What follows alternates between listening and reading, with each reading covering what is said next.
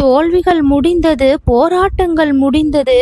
வெற்றியை உறுதியாக நீ இப்பொழுது பெறக்கூடிய காலத்தில் இருக்கின்றாய். நாமே விரும்பும் நேரத்தில் எல்லாம் நடக்கின்றதா? இல்லை அல்லவா? நாம் நினைத்து கூட பார்க்காத நேரத்தில் எவ்வளவு பெரிய மகிழ்ச்சியெல்லாம் இது நாள் வரை அனுபவித்தோம். இப்படி ஒரு சில நேரங்கள் நமக்கு அறியாமலேயே தெரியாமலேயே மாபெரும் நன்மையை கொண்டு வந்து சேர்க்கும். அப்படிப்பட்ட காலத்தில் தான் இப்பொழுது நீ நுழைந்து வந்திருக்கின்றாய். இந்த முருகன் நான் உன்னை காத்திருக்க சொன்ன நேரம் எதுவுமே வீண் போகவில்லை. சிறிது காலம் காத்திரு குழந்தையே.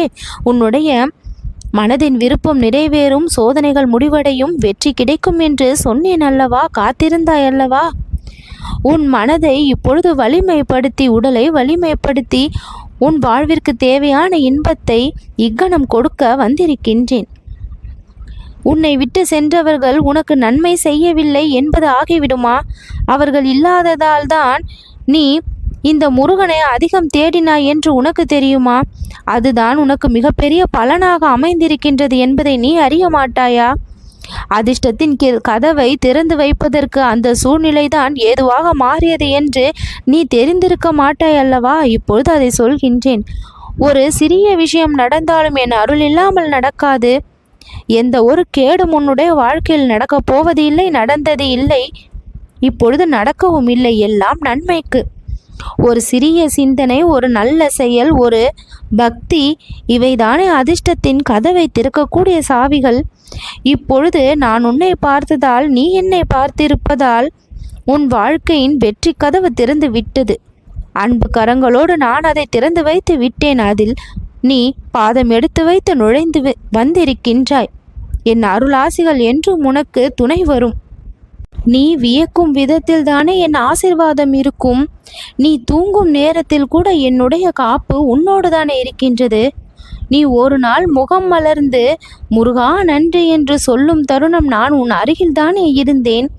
உன்னுடைய இல்லத்தில் இன்று புதிய ஒளியை நான் பரப்புவேன். உன் வாழ்க்கை பாதை இனி இருளல்ல, ஒளியாகும் மாறும் நேரம் இது என்பதை உனக்கு சற்று நேரத்தில் நான் தெரிவிப்பேன்.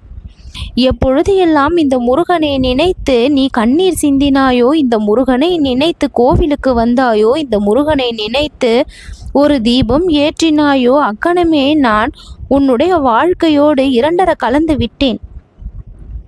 நீ தனியாக இல்லை, நான் உன் நிழலாக இருக்கின்றேன். நீ போராடும் விஷயத்தில் நான் உனக்கு வெற்றியை கொடுப்பேன்.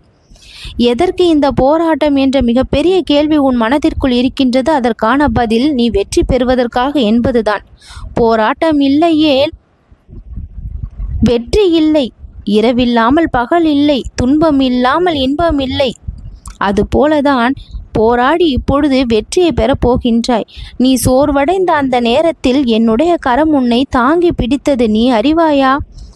நீ எண்ணாத இடத்திலிருந்து இப்பொழுது நல்ல செய்தி உன்னை தேடி வரும். நீ தெரிந்து கொள்.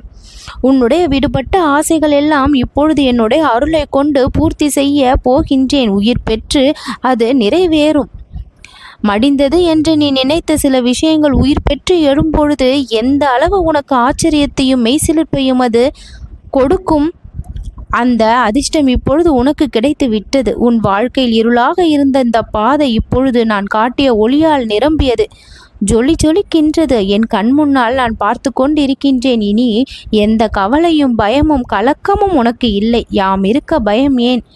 நன்மை உண்டாகும், நல்லது நடக்கும்.